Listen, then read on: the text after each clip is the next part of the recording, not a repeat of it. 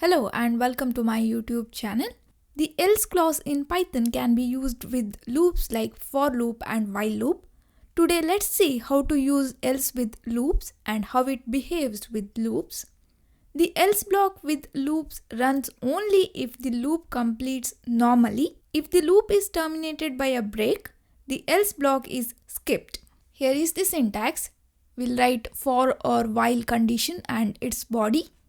Then we'll use else clause, else block. If for loop or while loop is terminated by the break statement, then Python interpreter won't execute this else block. If the while loop or for loop completes normally, then else block will be executed. Let's see an example. So here we have a list called numbers. 12, 14, 16, 18 are the numbers.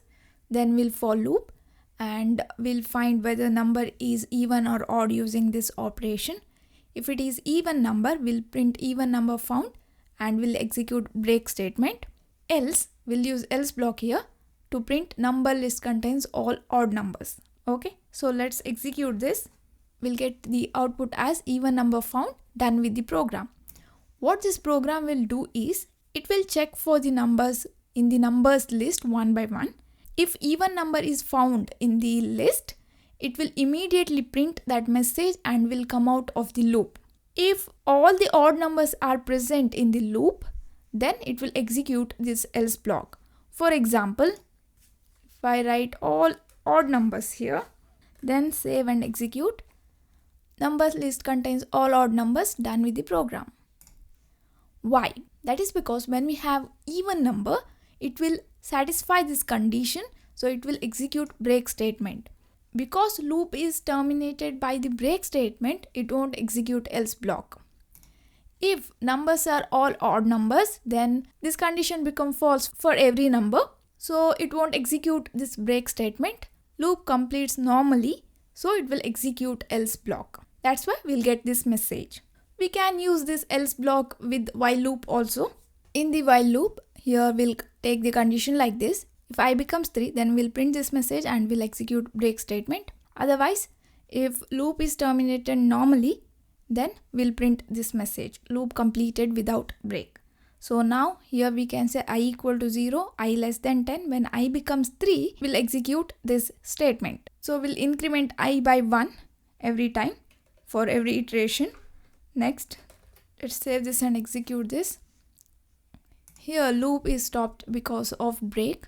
Why? That is because initially I is 0, so it will check whether value is 3. No, so it will increment I by 1. I becomes 1. 1 is less than 10. True. Then it will check whether 1 is equal to 3. No. Then I is incremented by 1, so I becomes 2. Again, 2 is less than 10. Yes. So it will check whether 2 is equal to 3. No. I is incremented by 1. I is 3 now. 3 is less than 10. Yes. 3 is equal to 3. Yes. So it will print this message and it will execute this break statement. That's why we'll get this message. Now, if I execute I by 2 for every iteration, then loop completes normally. So loop completed without break. Because initially I is 0, this condition becomes false. So 0 plus 2, I becomes 2. It will check 2 is less than 10. Yes, this condition is false. So 2 plus 2 will get I as 4.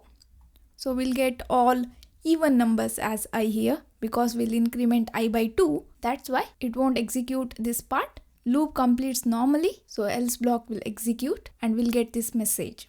Okay, next let's talk about why to use else block with loops. Because it helps you to determine if the loop ended naturally or due to a break statement. Here we can see the example, right? We can determine whether this loop is terminated by a break statement or it is completed naturally. Second one is you can handle not found scenarios elegantly using this else block. For example, here we have a target and numbers list. So we'll see whether that the target is present in the numbers list. If it is present, then we'll print this message, found message, and we'll use break statement. If the target is not present in this numbers list, then we'll print this message. To handle not found situation elegantly, we can use else block like this. Let's save this and execute this. 1000 is actually not present in this list. That's why this condition becomes false. This loop will complete naturally, so it will execute this else block.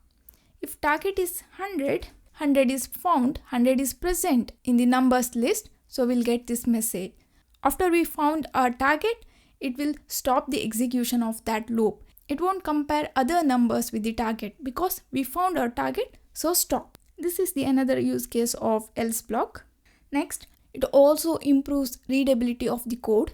Okay, so this is about else block with loops, how to use them, how this else block behave with loops.